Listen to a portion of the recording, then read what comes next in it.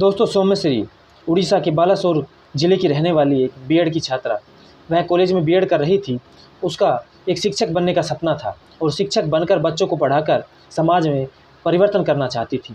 लेकिन उसके सपनों को एक उसी के विभाग के एचओडी शिक्षक ने कुचल दिया। उसका विभाग का एचओडी शिक्षक उस लड़की का यौन उत्पीड़न करता है, उसको गलत नज़रों से देखता है और अनुचित मांग करता है।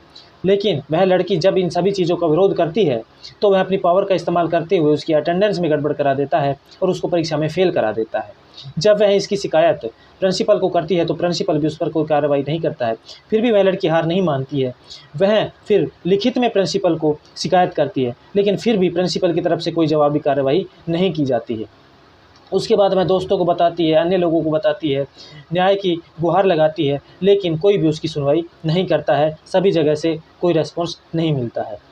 उसके बाद वह जब भी हार नहीं मानती है, उसके बाद वह सोशल मीडिया पर ओपन में पोस्ट डालकर और अधिकारियों को टैग करके न्याय की गुहार लगाती है, लेकिन वहाँ से भी उसे कोई जवाब नहीं मिलता है।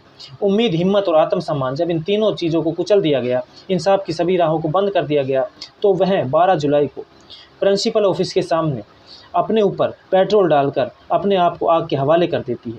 इस आग में वह 95% तक बुरी तरह झुलस जाती है। वह लड़की अब ग्वालियर के एम्स में वेंटिलेटर पर है। तो इस प्रकार से जैसे उस लड़की ने खुदकुशी करने का प्रयास किया, लेकिन यह खुदकुशी नहीं है।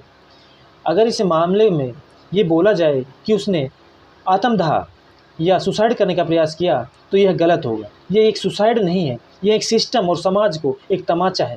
क्योंकि अब ये मान लिया जाए, क्योंकि इंसाफ के लिए अब इंसान को मरना ही पड़ेगा।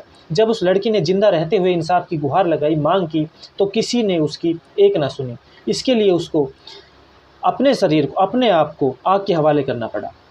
तो अब मेरे कहने का मतलब ये है कि अब समाज में यह रह गया है कि इंसाफ पाने के लिए और दिलाने के लिए क्या इंसान को मरना ही पड़ेगा। जीते जी तो लगता नहीं कि कोई सिस्टम, सरकार और समाज किसी को न्याय दिला सकता है और दिलाने की कोशिश करता है। तो इस प्रकार से अब किसी भी घटना में जिस प्रकार से हम देख पा रहे हैं, उसमें हर घटना के अंदर यही देखा जा रहा है कि इंसाफ के लिए इंसान को मरना ही पड़ रहा है। उसी के बाद उसकी बातों को उठाया जा रहा है। जीते जी तो वह चिल्ला चिल्ला कर मर जाता है, लेकिन उसकी कोई सुनने वाला ना समाज में होता है, ना सिस्टम में होता है, ना शासन में होता है, ना प्रशासन में होता है, ना समाज में होता है। कोई किसी की सुनवाई नहीं करता है। लेकिन जैसे ही वह व्यक्ति इस दुनिया को छोड़कर चला जाता है, उसके बाद ही उसकी मांगों को सामने लाया जाता है। तो अब तो यही प्रतीत होता है कि न्याय के लिए मरना ही पड़ेगा।